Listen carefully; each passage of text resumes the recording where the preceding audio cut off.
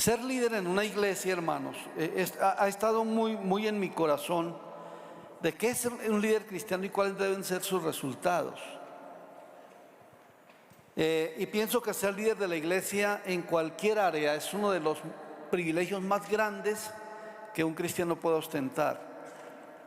Cualquier liderazgo en el mundo no tiene tanta importancia, porque lo que logren el liderazgo allá en el mundo, solamente lo logran, hermanos, y tiene valor mientras se mueren. Puede que algunos dejen alguna secuela y dure lo que hicieron, trascienda a alguna otra generación. Pero lo que el líder cristiano hace trasciende hasta la eternidad. Y lo que el líder cristiano logre tiene recompensa en lo eterno. No tanto aquí en la tierra, sino en lo eterno. Entonces, ustedes están trabajando para la eternidad. ¿Sí o no? Entonces, ¿cuál es la tarea del líder cristiano? Tiene la tarea de guiar a las personas hacia la verdad y orientarles en su camino hacia la salvación. Yo admiro y siempre hemos admirado nosotros el trabajo que hacen los testigos de Jehová. ¿Sí o no? Es admirable el trabajo que hacen. Y nosotros vivimos allí en el barrio La Soledad. Y hay un lugar que se llama el Parkway. Y en una esquina del Banco de Colombia, siempre, todos los sábados, hay personas que están hablándole a todos los que pasan y ofreciendo las revistas y la literatura todo el tiempo. Yo digo, wow, esta gente trabaja impresionantemente. Eso le hace falta mucho a la iglesia cristiana evangélica en general, ese trabajo, ese esfuerzo. Entonces, yo creo que ser líder cristiano es para usted importante o no. ¿Es importante o no? Pero ¿por qué es tan importante? La importancia del liderazgo cristiano radica en la capacidad de influir en la sociedad y marcar la diferencia a través de un liderazgo efectivo. ¿Cierto? Un liderazgo efectivo, un liderazgo fructífero, efectivo, responsable para generar transformación. Si algo lograron los reformadores de la iglesia fue transformar. Y los países donde se dio la reforma fueron realmente transformados y lograron trascender. Y aquellos reformadores no fueron líderes ahí de que el mundo dejó, como Charles Darwin o como algunos otros grandes pensadores. No, estos trajeron una reforma a las naciones impresionante. Claro, hay algunos otros que negativamente también han traído transformación. Pero, hermanos, debemos nosotros seguir pensando en que a través de nosotros se forma una cadena de transformación, comenzando por nuestra familia y las generaciones que vienen. Y luego el entorno donde está debe sufrir transformación. Entonces, desde ese contexto tenemos que mirar algunos mandatos de líderes cristianos a líderes cristianos, específicamente de un líder cristiano a otro líder cristiano. Algo que tiene que ver con no callar, y es lo que nosotros hemos venido en la serie No callaré, no callaré. Y vamos a la segunda carta de Timoteo, segunda carta del apóstol Pablo a Timoteo. Y vamos a leer algunos versículos y quiero que tengamos muy presente algunas palabras en las cuales voy a hacer énfasis. Segunda de Timoteo capítulo 4, versículos 1 hasta el 5. Mire la manera en que habla el apóstol Pablo a su hijo espiritual Timoteo. Una manera como suplicante. Y dice: te encarezco. Ustedes esa palabra te encarezco le suena como a ruego, ¿sí o no? Te ruego, te encarezco delante de Dios. Es decir, lo está poniendo como testigo el Señor de un mandato que está dando un líder que generó un cambio impresionante en todo lo que fue el Imperio Romano con la predicación del Evangelio y trascendió. Te encarezco delante de Dios y del Señor Jesucristo, que juzgará a los vivos y a los muertos en su manifestación y en su reino, que prediques la palabra, que instes a tiempo y fuera de tiempo, redarguye, diga conmigo, redarguye, reprende, exhorta. ¿Cómo? Con toda paciencia y doctrina. Mire lo que debe tener un líder, ¿no? La capacidad de obedecer el mandato divino. Y esas tres palabras, aunque estamos hablando quizá de dos, que es denunciar y exhortar, pero aquí tenemos tres: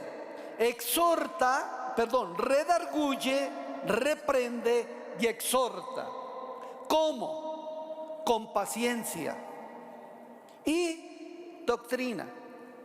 ¿Esto qué nos indica? Que debemos estar capacitados en todas las cosas para poder ser aquellas personas que tienen la capacidad de hacer ver los errores a la gente en paciencia.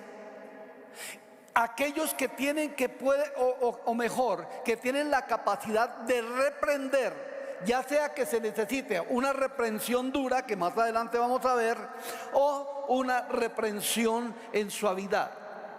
Y exhortar, que tiene la capacidad de animar, de llamar la atención, de una cantidad de cosas. Esos tres verbos tienen que ver con no callar, hablan de expresión verbal. Entonces, usted que es líder, mi hermano, mi hermana, que tienen liderados, ¿cómo está haciendo el trabajo de estas tres cosas? 5 cosas: predicar la palabra, instar o animar a tiempo y fuera de tiempo. Es decir, hermano, si alguien necesita, cuando usted está durmiendo, por allá lo llaman, bueno, eso es fuera de tiempo. A tiempo y fuera de tiempo. Redarguye, reprende, exhorta con toda paciencia y doctrina. ¿Y por qué? Hay un asunto. Entonces él da el motivo por el cual le está diciendo a Timoteo, su padre espiritual, tiene que redarguir, reprender y exhortar, porque vendrá tiempo cuando no sufrirán la sana doctrina, sino que teniendo comezón de oír, se amontonarán maestros conforme a sus propias concupiscencias y apartarán de la verdad el oído y se volverán a las fábulas. Pero tú sé sobrio en todo, soporta las aflicciones, haz obra de evangelista, cumple tu ministerio. ¡Wow! Tremenda palabra. ¿Acaso era Timoteo un desobediente? ¿Acaso no estaba cumpliendo con su ministerio? ¿Acaso no estaba pastoreando? Porque Timoteo era pastor, pero aquí le dice, haz obra de evangelista. ¿Acaso no estaba aquel redarguyendo realmente a sus discípulos, a sus amados? Claro que sí, pero gracias a Dios que este consejo queda plasmado en las Escrituras. Y hoy entonces el consejo del apóstol Pablo a Timoteo es el consejo para cada uno de ustedes. Este pasaje bíblico es el consejo para cada uno de ustedes. Entonces aquí hay 3 palabras consecutivas en el texto griego, y cada una con un significado, digamos, con un matiz ligeramente diferente, pero que casi las 3 concuerdan en lo que es el oficio del líder cristiano. ¿Por qué el líder cristiano tiene este consejo? Porque estamos nosotros imperfectos lidiando también con imperfección. ¿Sí o no? Ya seamos padres biológicos, estamos lidiando como padres que tenemos fallas con hijos que también tienen fallas.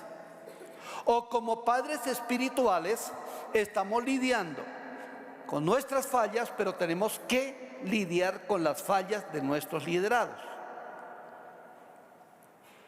Entonces, ¿qué se necesita? Paciencia y doctrina. En otras palabras, tu carácter está involucrado en formar discípulos, pero tu conocimiento, paciencia, carácter, y doctrina, conocimiento. ¿Qué tan adoctrinado estás para lidiar con todo? Entonces, vamos a mirar al interior de la iglesia lo que llamamos el denuncio y la exhortación. Y miremos la primera palabra. La primera palabra y lo primero que le aconseja el líder a uno de sus líderes es redarguye. Redarguye. Esta palabra lleva la connotación de decirle a la gente en qué están equivocados, qué están haciendo mal. Aquí hay un asunto para tener en cuenta, y es que para yo saber que una persona está haciendo mal, debo saber qué es correctamente bíblico y qué no es correctamente bíblico. Y eso se logra estudiando la palabra y aprendiendo, y a eso se le llama doctrina. Redarguye, entonces, es decirle: tú estás caminando mal. En otras palabras, nosotros también tenemos que saber definitivamente qué es y qué no es pecado, y apartarnos del peligro de lo que se vivía en los tiempos, en el pueblo de Israel en los tiempos del profeta Isaías, 740 antes de Cristo, cuando el profeta dice: hay de los que dicen a lo malo bueno y a lo bueno malo. Ojo, que no se nos traslade ese pensamiento a la iglesia, donde hagamos de lo malo bueno y no podamos decirle a la gente que eso es malo. Tenemos que tener el discernimiento por la palabra de qué realmente es malo, porque en muchas ocasiones también a algo que es bueno se le puede condenar, que no es pecado, pero que ya están señalándolo de pecado. Se condenaba como pecado el que la mujer se cortara el cabello. Se condenaba como pecado el que se echara un esmalte en las uñas, o que se arreglara, o que se maquillara. Eso era condenatorio, y eso es condenatorio en algunas iglesias legalistas. Entonces están llamando a alguna cosa que es buena malo. Ok, pero redarguir es también una palabra que viene del latín redargere, y que tiene varios significados en la Biblia. En el sentido básico, redarguir es contradecir. En este caso, nosotros tendríamos que contradecir un comportamiento. Pero, sin embargo, en el contexto bíblico, su significado se profundiza, abarcando una especie como de acusación, de corrección moral y espiritual de los discípulos. Eso significa redarguir. En otras palabras, redarguye es otra palabra para denunciar, saca a flote el pecado, denuncia. Cuando se utiliza en la Biblia, mis hermanos, esta palabra implica un llamado a la reflexión interna. ¿Por qué lo estás haciendo? ¿Por qué lo sigues haciendo? ¿Por qué no cambias? ¿Qué ha pasado que durante tanto tiempo estás en el mismo pecado, en la misma situación? ¿Qué pasa con la pereza espiritual? ¿Por qué no trabajas y haces la obra como debieras hacerla? ¿Por qué no tienes los discípulos que debieras tener cuando has pasado tanto tiempo y al menos debieras multiplicarte en uno anualmente? ¿Qué pasa con todo eso? Eso es redarguir, hacer caer en cuenta. Nos exhorta a corregir cualquier desviación, repito, moral y espiritual, para buscar una vida que realmente esté en sintonía con la voluntad de Dios. ¿Qué hizo el profeta Natán? ¿Se acuerdan ustedes de cuando David pecó? ¿Cómo fue el profeta Natán a David? A contarle una especie de parábola. Mire, figúrese que llegó un tipo allá de un señor que el tipo necesitaba una vaquita y le quitó la vaquita a un pobre. Él le llegó unos visitantes y en lugar de matar de sus vacas, entonces cogió la vaquita del pobre, la única que tenía. Y David dice: ¿y ese man qué le pasó? Ese desgraciado, tráiganlo aquí porque es digno de muerte. Y Natán le dice: David, ese eres tú. ¿Qué? Sí, claro. Tú tenías 7 reinas. O tenías, en ese entonces creo que tenía 2 o 3 nada más. Pero fuiste a quitarle la esposa a Urías Eteo. Además lo mataste con la espada de los amonitas. Impresionante, ¿no? Eso es redarguir. ¿Qué hizo David?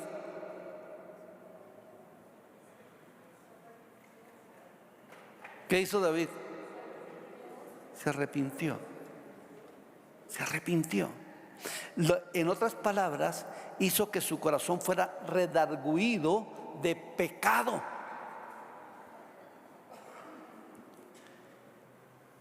Cuando hay personas que están en un pecado habitual, que ya por tanto tiempo, hay que llamarle y decirle: hermano, ya pare con eso.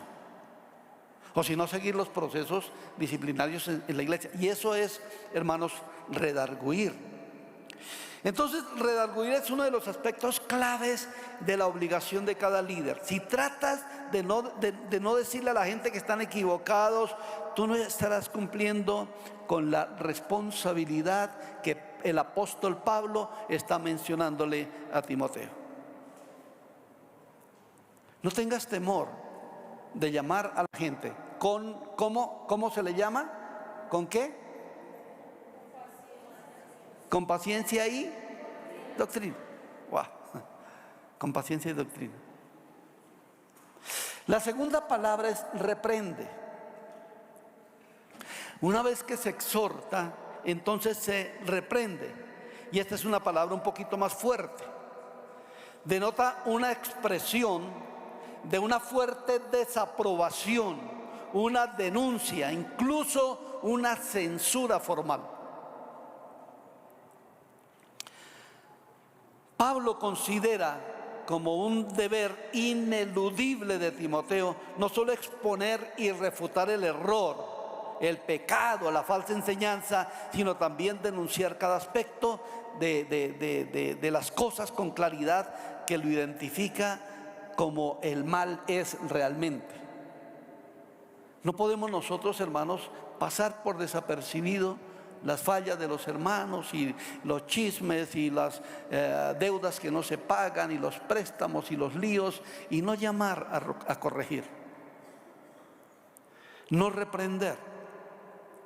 Yo estoy, hermanos, un poquito sorprendido de oír historias de iglesias, de líderes que no reprenden, que deliberadamente eluden este deber, lo que nosotros debemos de hacer, de reprender al que peca.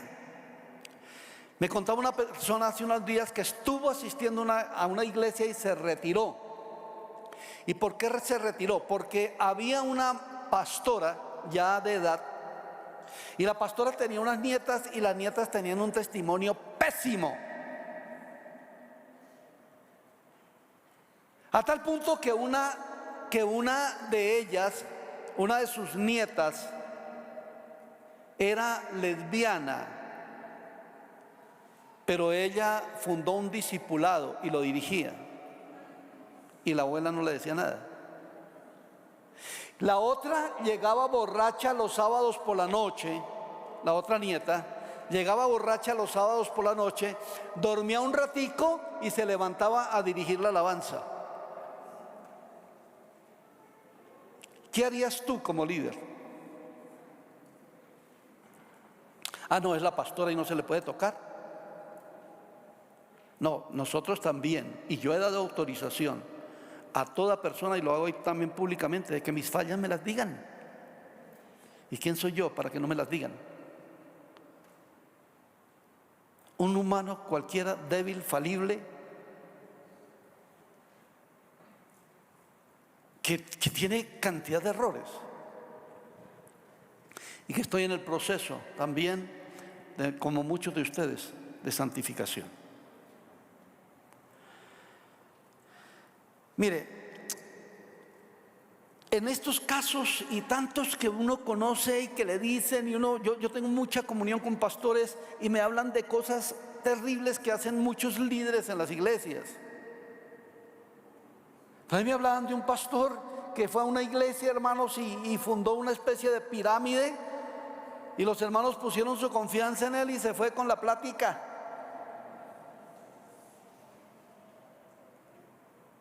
¿Y quién le reprende?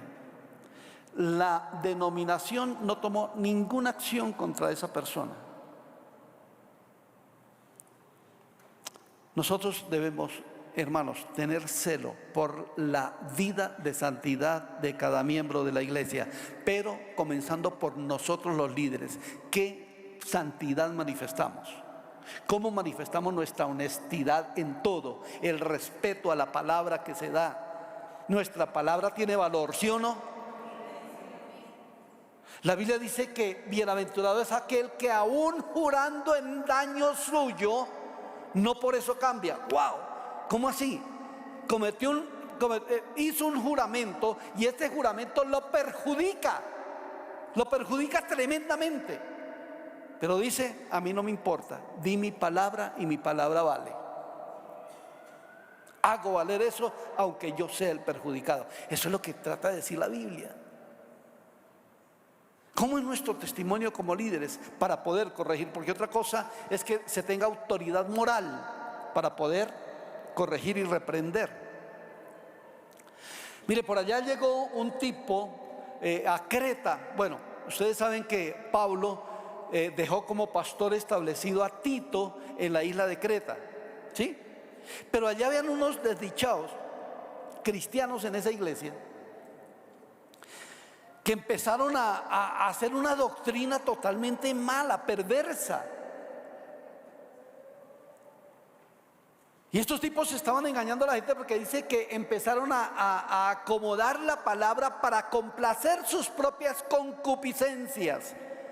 Ustedes saben que la concupiscencia, ¿qué es? Pecado, maldad, placer.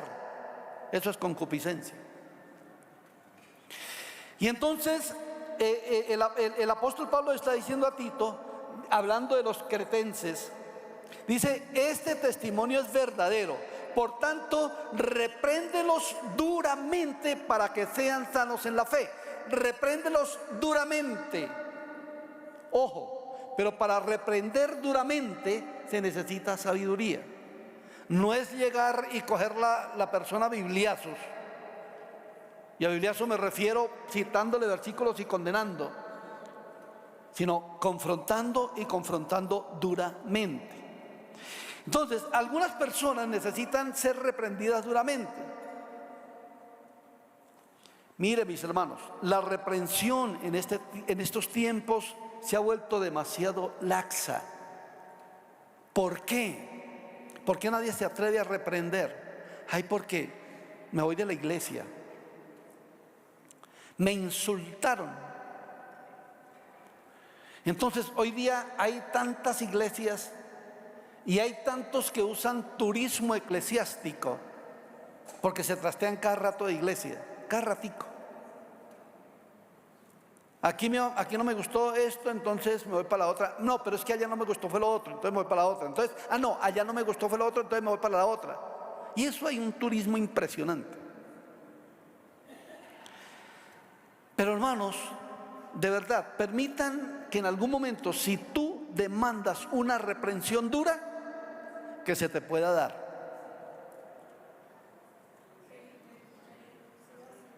¿Sí o no? Pero también que tú puedas o sepas reprender duramente cuando se necesita reprensión. Una de las cosas que hizo el apóstol Pablo con los Gálatas es que él los reprendió duramente. Dice, ¿cómo? ¿De dónde sacaron tanta vaina de la carne? ¿Cómo es que habiendo ustedes comenzado en el espíritu, están terminando en la carne? ¡Oh Gálatas insensatos! Así les digo. Así les dijo. Y eso es una reprensión dura. ¡Qué insensatez la de ustedes! Habiendo empezado en el espíritu, entonces están terminando en la carne. En otras palabras, no dejen de lidiar las cosas con el espíritu. Hoy lo oíamos del pastor Guillermo Arturo. En el espíritu. Entonces, hermanos, más adelante a Tito le dice esto habla, mire, esto habla y exhorta y reprende con toda autoridad. Nadie te menosprecie. Aquí no está diciendo que el buen líder es aquel que tolera el pecado para no sentirse despreciado. Ay, ¿qué me van a decir? No, y voy a perder un amigo, y si lo confronto entonces voy a perder la amistad, y si lo reprendo, hermano, es mejor perder la amistad y no que se pierda el alma por su culpa. ¿Sí? Estoy siendo un poquito duro hoy. Reprende, aprende a reprender. Una de las cosas por las cuales no querían a Pablo en Corinto es porque les cantaba siempre la tabla. Y Pablo no era querido en Corinto. Pero es que Corinto, ay Dios mío, ahorita vamos a mirar qué era la iglesia de Corinto. Era una iglesia libertina, una iglesia, Dios mío, donde yo siempre he dicho, nunca hubiera querido ser pastor en Corinto. Pero aquí surgen entonces unas preguntas ya en esto de reprensión y de exhortaciones. ¿Cómo son sus discípulos? ¿Sus discípulos son santos? ¿Son maduros? ¿Son celosos de que se guarde la palabra de Dios como es? ¿Tienen celo espiritual? ¿Confrontan el pecado? Ahora, la reprensión dura, como dije antes, no significa destruir al discípulo con palabras no adecuadas. Todo en la palabra tiene su norma. Sin embargo, un fiel líder cristiano no puede negarse a enfrentarse a los peligros que amenazan el rebaño o que amenazan a sus liderados. No puede negarse. La tercera cosa, la tercera palabra que está aquí es exhorta. Exhorta. Exhorta con toda paciencia y doctrina. Ahora, el verbo exhortar es parakaleo. Escuchen bien, porque aquí hay cuando yo vi esta raíz griega de parakaleo, es mirar y que tiene la misma connotación de la palabra predicación. En otras palabras, cuando tú estás exhortando, le estás predicando. Y en 1 de Timoteo 4:13, el apóstol Pablo le dice a Timoteo: entre tanto que voy, ocúpate en la lectura, la exhortación y la enseñanza. Y exhortar es una palabra, hermanos, dulce, muy relacionada a parakaleos o paracletos, que es el nombre que Jesús utiliza para referirse al Espíritu Santo. ¿Qué quiere decir con esto? Aquí hay algo que nos liga, y es: cuando tú exhortes, hazlo con la guianza del Espíritu Santo. Ya que el paracaleos o el paracletos es aquel espíritu que está asistiéndote a ti en el momento de decir las cosas, para que no es que digamos, para evitar herir. A veces, hermanos, las palabras hieren para tratar de corregir. ¿Cómo se corregía el camino de una ovejita? Quebrándole la patica, ¿sí? Quebrándole la patica, y eso duele. Pero la Biblia dice, y esto, hermanos, quiero que lo tengan presente, que la Biblia dice: fieles son las heridas del que ama, e inoportunos los besos del que aborrece.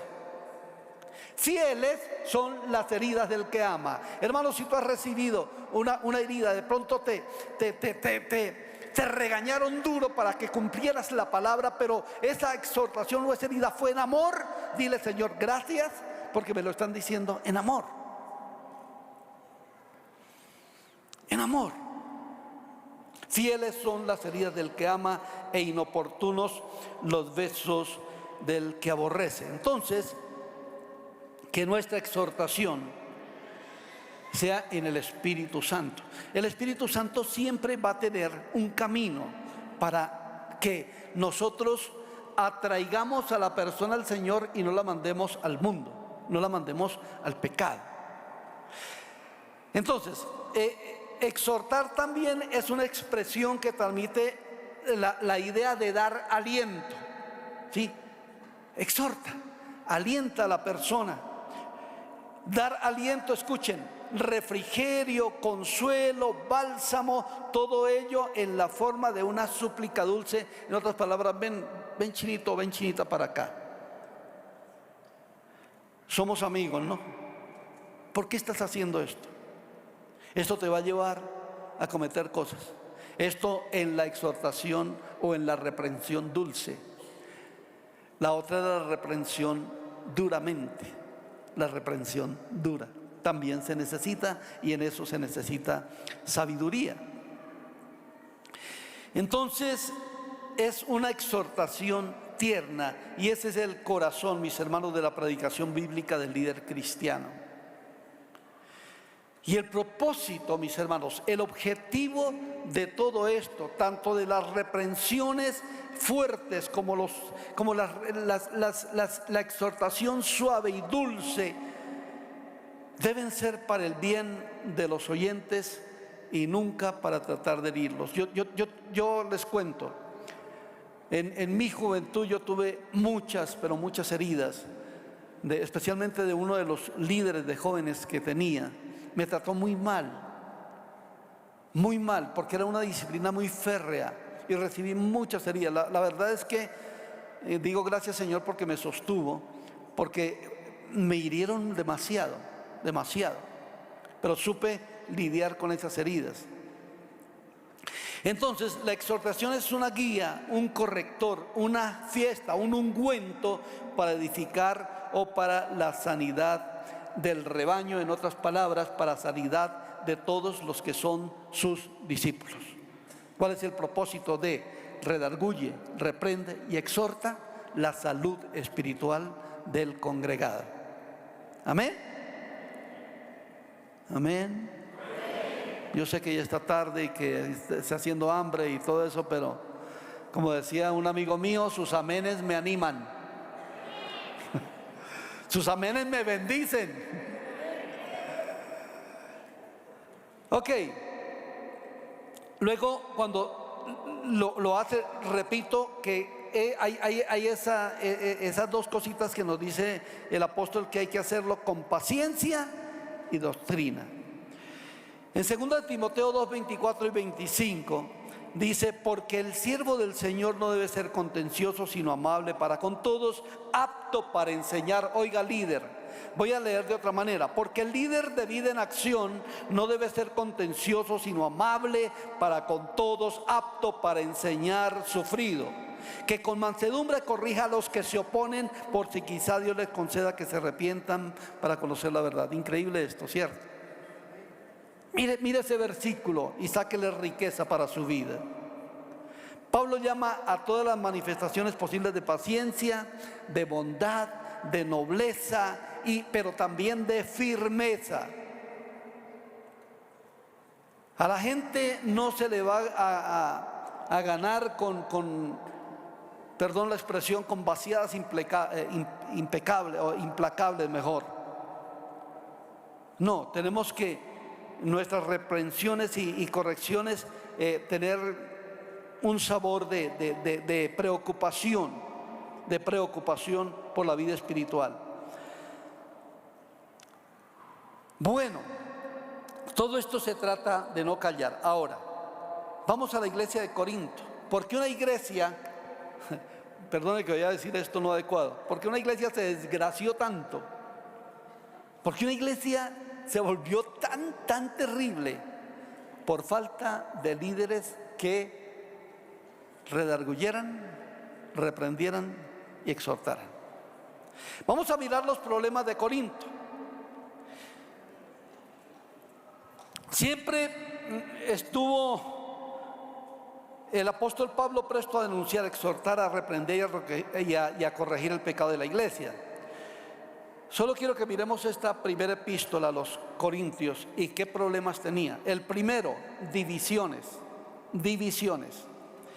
Miremos el versículo, capítulo 1, verso 10 en adelante, hasta el 12, 13.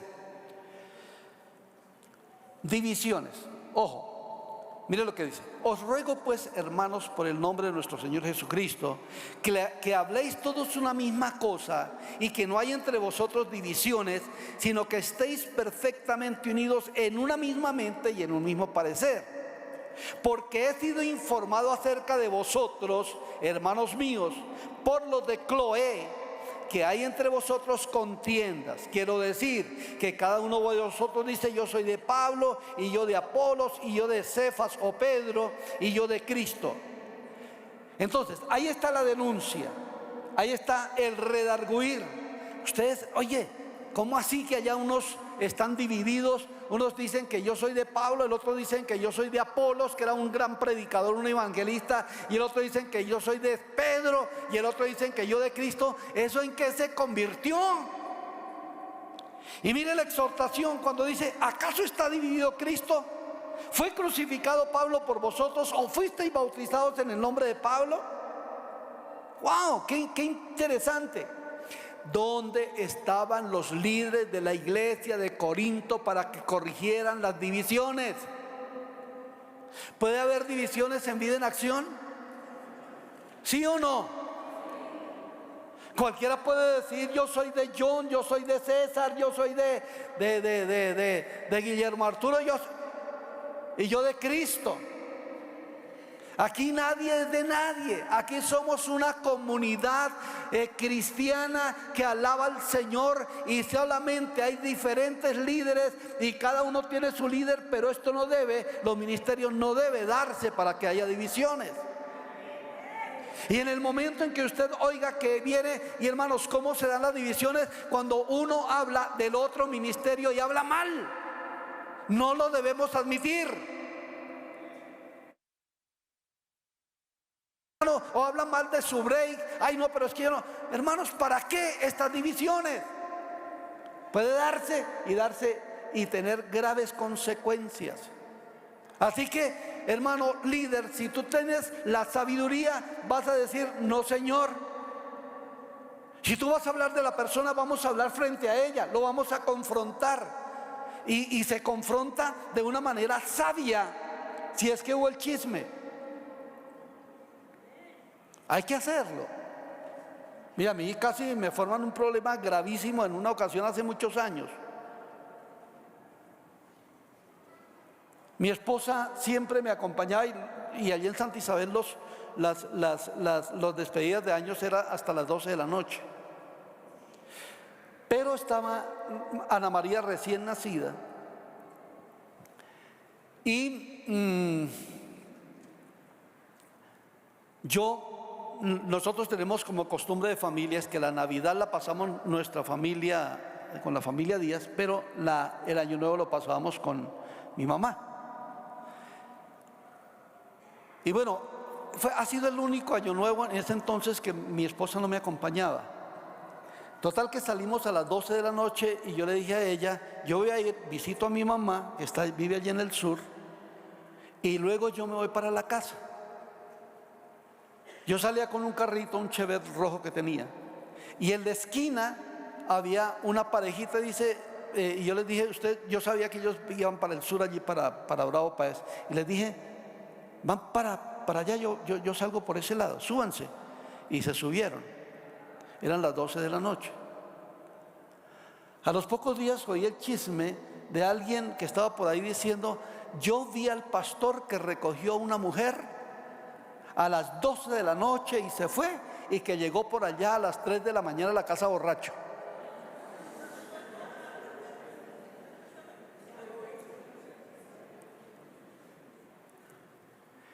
Y le dije: ¿quién lo dijo? Ay, no, pastor, es que usted me mete en un problema. Le dije: se va a meter en un problema y no me lo dice.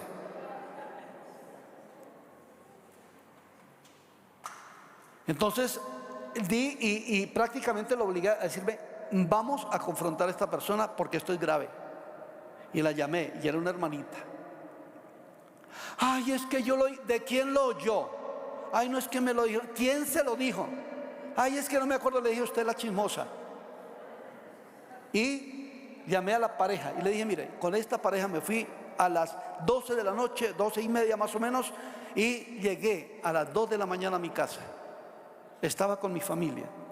Pero hermano, es que el chisme destruye familias, destruye hogares, destruye una iglesia. Y eso se da también para divisiones. Hay que confrontar, mis hermanos. Divisiones, pero que esto nos habla capítulos 1, 2, 3 y 4.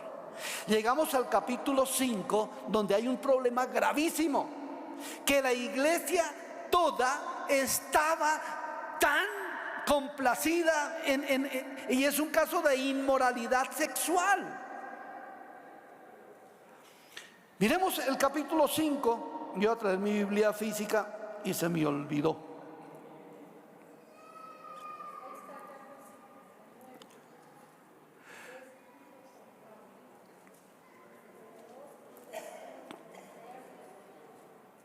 Mire, 1 Corintios dice: de cierto se oye que hay entre vosotros fornicación, y tal fornicación cual aún no se nombra entre los gentiles, tanto que alguno tiene la mujer de su padre. El hijo le quitó la mujer al papá. Estaba viviendo con la madrastra. O algunos se atreven a decir que con su propia mamá estaba haciendo vida matrimonial, que no lo creo. Y vosotros estáis envanecidos. ¿No debieras más bien haberos lamentado para que fuese quitado del medio de vosotros el que cometió tal acción? Ciertamente yo, como ausente en cuerpo, pero presente en espíritu, ya como presente he juzgado al que tal cosa ha hecho. En el nombre de nuestro Señor Jesucristo, reunidos vosotros y mi espíritu con el poder de nuestro Señor Jesucristo, el tal sea entregado a Satanás para destrucción de la carne, a fin de que el espíritu sea salvo en el día del Señor. Esta clase de disciplina casi no la aplicamos en la iglesia. Entregar a una persona a Satanás a mí me da miedo pero debiera practicarse. ¿Qué es entregar a una persona a Satanás? Cuando ha hecho tanto daño a una iglesia y sigue haciéndole daño, el cuerpo del presbiterio o la autoridad de la iglesia se reúnen y en el nombre de Cristo entregan a esa persona a Satanás para destrucción del cuerpo. ¿Qué pasa? Esa persona empiezan a sucederle cosas impresionantes en su cuerpo, los atracan, tienen accidentes, una cantidad de cosas, pero finalmente, ¿qué es lo que dice? A fin de que su cuerpo sea destruido, pero su espíritu sea salvo. ¿Qué quiere decir? Que con esas tribulaciones él vuelve a Dios. Pero miren otras cositas que están ahí. No es buena vuestra jactancia. En otras palabras, ellos estaban totalmente contrarios a lo que era la palabra de Dios y se estaban jactando de que eso hubiera sucedido. ¿No sabéis que un poco de levadura leuda toda la masa? Limpiaos pues de la vieja de levadura para que seáis nueva masa sin levadura como sois, porque nuestra Pascua, que es Cristo, ya fue sacrificada por nosotros. Así que celebremos la fiesta no con la vieja levadura ni con la levadura de malicia y de maldad, sino con panes sin levadura de sinceridad y de verdad.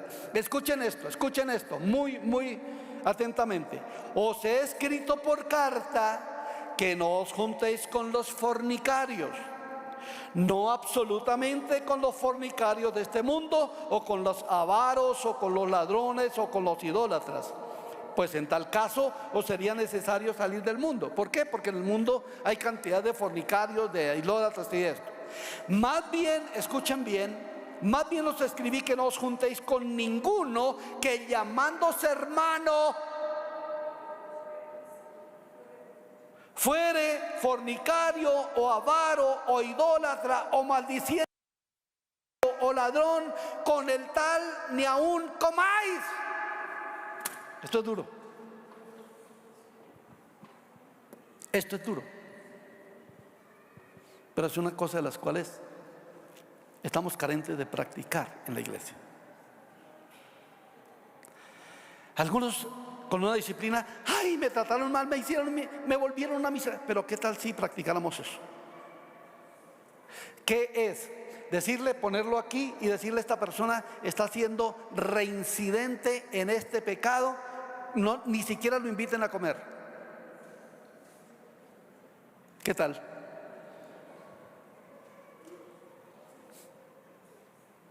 ¿Qué tal eso? ¿Pero es bíblico? Entonces,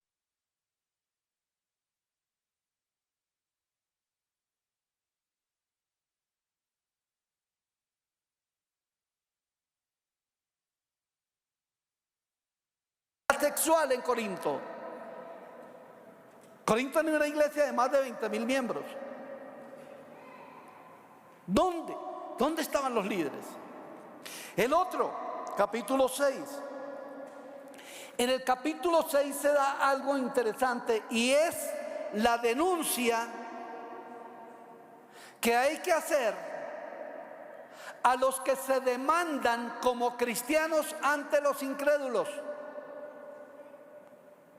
En otras palabras, se están diciendo, entre cristianos no se deberían demandar o tener pleitos ante los incrédulos. Entonces aquí mismo en el capítulo 6 dice: ¿osa alguno de vosotros cuando tiene algo contra otro ir a juicio delante de los injustos y no delante de los santos? ¿O no sabéis que los santos han de juzgar al mundo? Y si el mundo ha de ser juzgado por vosotros, ¿sois indignos de juzgar cosas muy pequeñas? ¿O no sabéis que hemos de juzgar a los ángeles? ¿Cuánto más las cosas de esta vida? Si pues tenéis juicios sobre cosas de esta vida, ¿ponéis para juzgar a los que son de menor estima en la iglesia?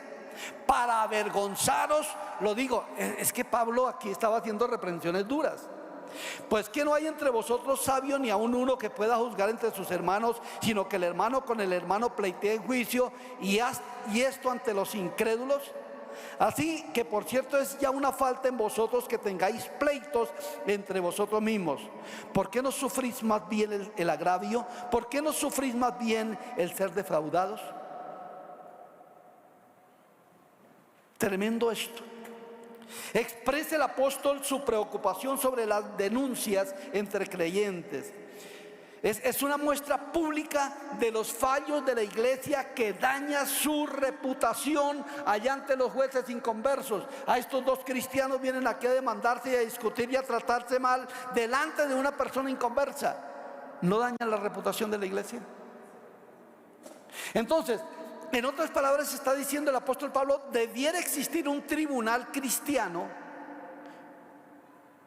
que dirima entre los pleitos que se presentan entre cristianos. Pero en tal caso va más allá y dice: si les toca, sufran el defraude, sufran el ser defraudados, antes que ir a poner el nombre de Jesús ante inconversos, poner el nombre de la iglesia y la reputación de la iglesia por el piso. Capítulo 6. ¿Dónde estaban los líderes que no corregían eso? Capítulo 7. El capítulo 7 son problemas íntimos de pareja.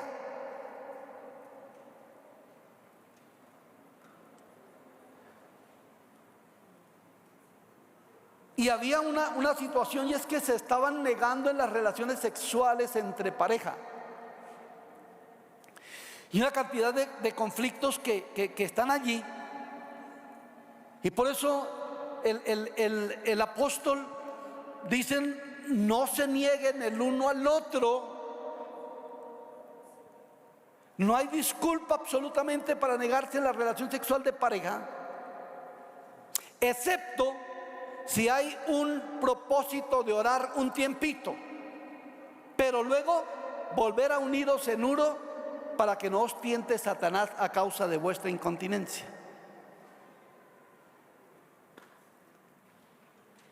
Estaban el Señor diciendo no a la relación sexual y la señora no, y le escribieron allá los hijos de Chloe, que de allá viene la carta. Entonces le dice: no, esto no está así. Y entonces le dice: mire, el hombre no tiene potestad sobre su cuerpo sino la mujer. La mujer no tiene potestad sobre su cuerpo. Después de casados, el cuerpo es del otro, es de la pareja. ¿Quién corregía esto? Mire, para eso se necesita doctrina sobre los asuntos sexuales en la iglesia, ¿sí o no? Por eso dice: hay que corregir con toda paciencia y doctrina. Mire cómo el líder debe estar capacitado para todo tema que se dé en la iglesia. Luego viene otro conflicto grave en los Corintios: idolatría. Una iglesia que sabe que Cristo es el único Dios verdadero. Una cultura como la cultura, hermanos, judía, que eran monoteístas, pero luego se volvieron politeístas. Pero una iglesia que era, hermanos, un asunto bien complicado allí. Dejan meter idolatría y entonces comen lo sacrificado a los ídolos. ¿Quién corregía estas cosas? Y entonces el apóstol Pablo pues ahí está corrigiendo esto de una manera bien increíble. Ahora, hay otra cosita ahí en el capítulo 6, versículo 13: problemas de prostitución. El ambiente moral de Corinto alentaba, mis hermanos, la fornicación, porque ya estaba el templo de Afrodita, conocido por sus prostitutas. Y él también corrige en el 6, 13 al 18. La comida para el vientre, pero el cuerpo para el Señor. Muy bien. El capítulo 11 habla del arreglo de la mujer y los desórdenes en la cena del Señor. Creo que el tema del arreglo de la mujer, la denuncia y la exhortación, es pertinente a la mujer líder. Una mujer líder debe enseñarle a su liderazgo de cómo vestirse para el Señor, de cómo agradar a Dios. Y los desórdenes de la cena del Señor, pues ahí sí que nos toca a los pastores mirar cómo es que se transmite, porque allí la cena del Señor se volvió una fiesta, se volvió un agape, se volvió una cuestión ahí donde cada uno llevaba comida y a los pobres los despreciaban. Bueno, una cuestión de desorden impresionante.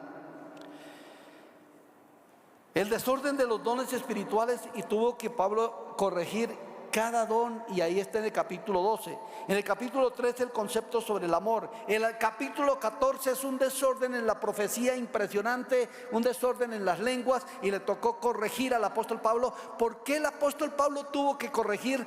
¿Dónde estaban los líderes de la iglesia de Corinto que dejaron este libertinaje tan impresionante en cada miembro de la iglesia? Yo les animo, líderes de Vida en Acción. Capítulo 15, terminamos con falsa doctrina. Por allá se levantaron unos que decían que Cristo no había resucitado. La falsa doctrina también se debe corregir, especialmente en este tiempo. Entonces, hermanos, ¿qué hay? El anuncio y la exhortación es sumamente importante que la practique cada líder. Redarguye, reprende, exhorta con toda paciencia y doctrina. Redarguye, reprende y exhorta con toda paciencia y doctrina. Redarguye, reprende, exhorta con toda paciencia y doctrina. Ahora, si el denuncio y la exhortación está hacia afuera, es la publicación del oficio del profeta, de lo que hablaba el pastor Gillo esta mañana. El oficio del profeta es el denunciar el pecado, denunciar el pecado y anunciar el reino de Dios. Entonces, hacia afuera se redarguye de pecado, denunciando el pecado y trayendo bendición, hermanos, a aquellas personas que están caminando erróneamente en su vida, y atraerlos hacia la iglesia. ¿Me he hecho entender en esta tarde, hermanos? ¿Cómo es su liderazgo? Pero si hasta ahora no ha sido, ¿cómo va a ser su liderazgo? Amén. Sí, inclinen su cabeza un momentito.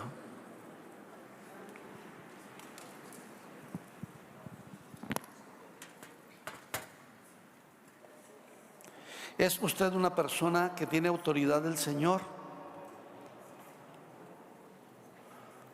¿O simplemente está siempre actuando con laxitud? Actuando con debilidad. Para ser un líder al estilo del apóstol Pablo, como nos lo habla en esta tarde, se necesita carácter.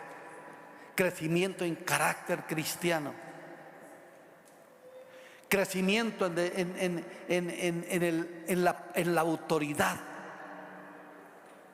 Tú tienes la autoridad para llamar la atención, para corregir. Por eso, si nosotros somos personas y líderes que sabemos influenciar para cambio y transformación nuestras familias, nuestros liderados, nuestros alfa, todos los grupos que tenemos, hermanos, serán grupos de celo por la santidad y el poder de Dios. Amén. Bueno, entonces colóquese de pies y coloca tu liderazgo delante de Dios. Yo no sé qué le vas a decir a Dios en esta tarde. No sé qué le vas a decir a Dios.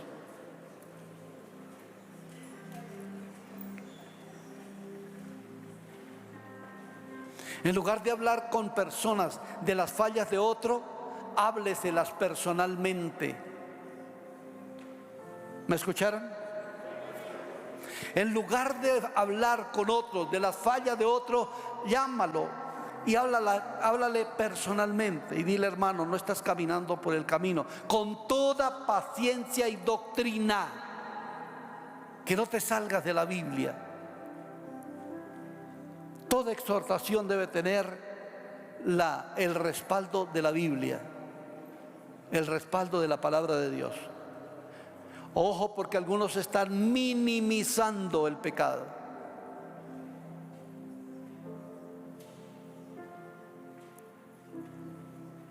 Espíritu de Dios, fluye.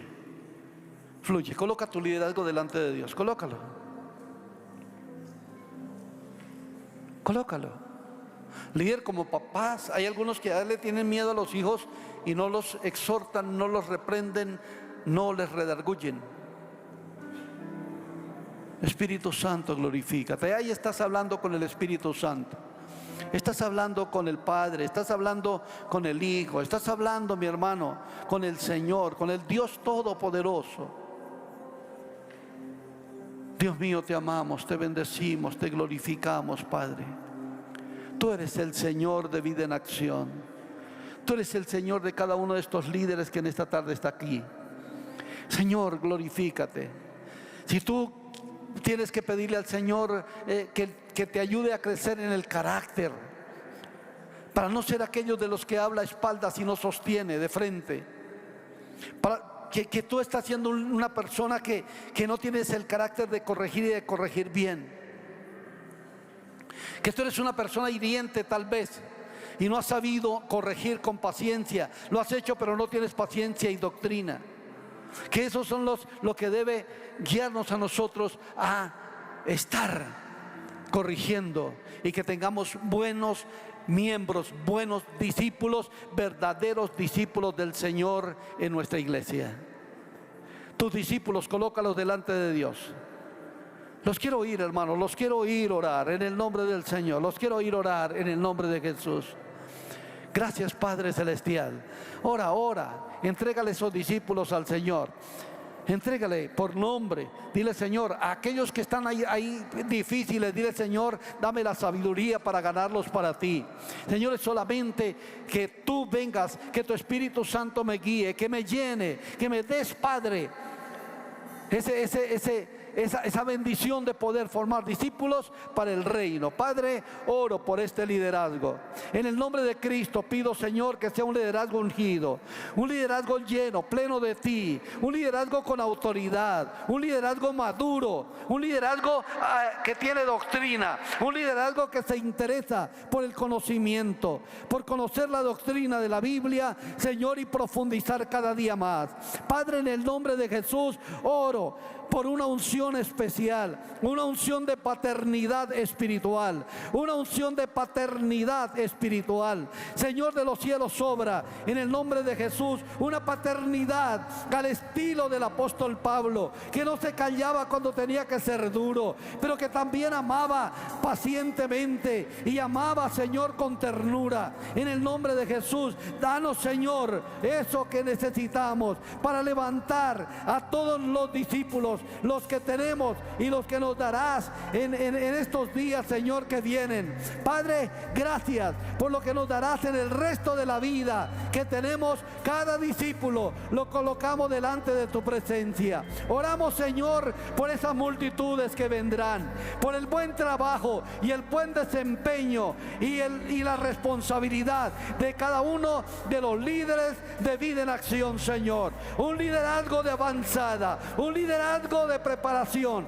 un liderazgo, Señor, de paternidad espiritual. En el nombre de Jesús de Nazaret, Señor, te amamos y bendigo, Señor de los cielos, a este liderazgo. Los bendigo con autoridad, los bendigo con unción, los bendigo, Padre, con sabiduría, los bendigo con paciencia, Señor, y que ellos puedan tener ese deseo del conocimiento continuo de la doctrina, que nunca se cansen de aprender. Padre celestial, gracias te damos en el nombre de Cristo Jesús, nuestro Señor y Salvador, y decimos amén, amén y amén. Gloria sea al Señor.